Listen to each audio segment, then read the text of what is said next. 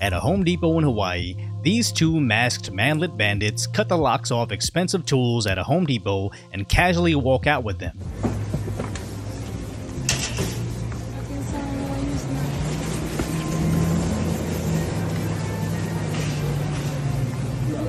And not just a few, as it appears to be at least 9 of these boxes of expensive name brand Milwaukee tool sets, which on HomeDepot.com look to be anywhere from $350 to $600 each. And the original poster of the video stated that they walked out with over $3,000 of tools, and have done this over 10 times before, with Home Depot management stating they are not allowed to call the police, which is a far different reaction from the Home Depot we covered over 7 months ago, where a mob of vigilantes stepped in to stop a thief.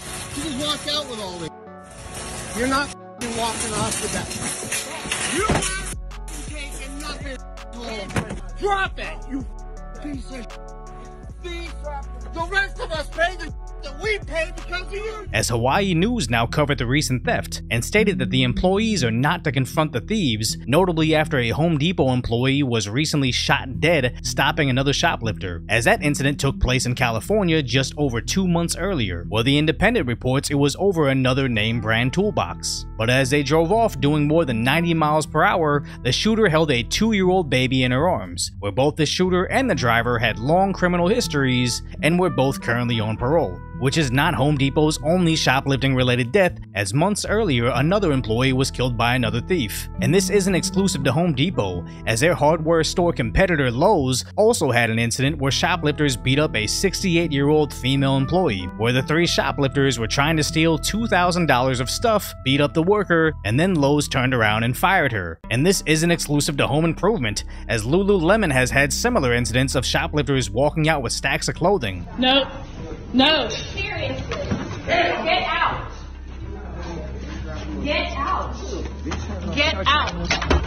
Where their simple tops and bottoms go from $60 to $120 each. And just like Lowe's, Lululemon fired the employees for intervening in the robbery, as the CEO cited their zero-tolerance policy, stating it's only merchandise, which I kind of understand where he's coming from. Sure, you don't want people just walking out with stacks of your merchandise, but you also don't want your hourly employees taking rounds of the chest over leggings. It's just that this simply isn't sustainable, because what I genuinely don't understand is, the older woman that got fired from Lowe's, or the girls that got fired from Lululemon, or any of the employees at that Hawaii Home Depot, or just any employees that know any of this, what stops them from simply walking out with merchandise as well? Because I understand, taking stuff is wrong, and this will realistically cause a collapse of society. But if it's company policy to let it happen, and it's against company policy to stop it from happening, at what point in time is simply walking out with merchandise part of the employee handbook? Because something, or someone, is pushing all these companies simultaneously to this unified point of self-sabotage. And I personally think it's Jeff Bezos and Amazon, because as other stores are slowly going extinct, an online retailer like Amazon is consistently increasing year over year, standing at $500 billion of revenue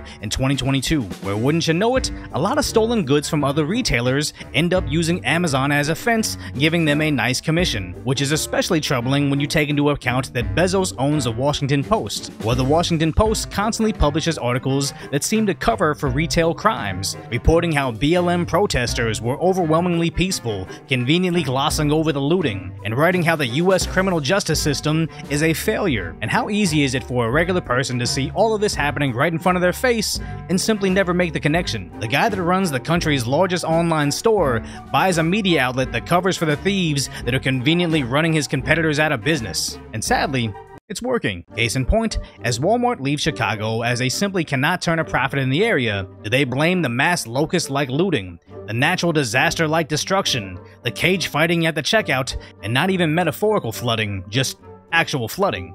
Did the politicians in charge think, hey, maybe your poor policies on crime are bringing in the literal apocalypse of shopping in Chicago? Nah, Chicago mayor used to cover for looters like this. So you're not condoning looting? I'm saying that people are acting out of desperation. And then their leadership blame corporations. Wonder why? Yes, sir. Our communities look like they look. Speak that the we truth. have violence every single day. Speak the truth. It is just not on us. It is on the corporate citizens that come into our community and ravage our community. And Walmart, You should be absolutely ashamed of yourself. Ain't before God. You are the reason. We should not have to go out of our communities to find jobs. We should not have to go out of our communities to get medicine. We should not go out of our communities to be able to shop. We should be able to do all of this in our communities. Right here. We deserve. We deserve. And we deserve. But at least some of the residents still have sanity. The Walmart on 83rd and Stewart in Chicago is officially closing. This is probably about the only major resources as far as like shopping and access to groceries. And we are so quick to always say, well, this person is not doing this and the white man this and the white man that. We blame everybody else for our shit. We don't ever want to look at ourselves and point the finger back at ourselves and say, okay, I think maybe we f***ed up. Maybe we shouldn't have been going in there stealing TVs and going in there stealing electronics and all this other shit. And that's not even an exaggeration. Listen to the looters during the flood. But you know we lost our Walmart, right? Ours? Huh? Is it ours? Yes, because it's in our community. Because guess where we're going to go for our Christmas So we're not smart enough to build our own Walmart? Are we not smart enough to take out a loan and build our own shit? Because they'll let us, right? We gotta put our money together, man. We ain't gotta let nobody let us. Which one? I severely doubt those with the looting mentality have this untapped business acumen to create a logistics chain that can bring in goods and services to the community at comparable prices to the most successful retail chain in US history. And the first step to the success story was looting and flooding the local Walmart. No, I don't believe any of that. I just think these people are the useful idiots that corporations like Amazon rely on to help gift them a monopoly on providing goods and services like medicine to these communities. And the saddest part about all of this is it doesn't need to be this way, as plenty of people are posting online what a liberal criminal justice society looks like versus a high-trust society, where in South Korea, there are staffless convenience stores, as everything just sits on shelves and you're trusted to check yourself out.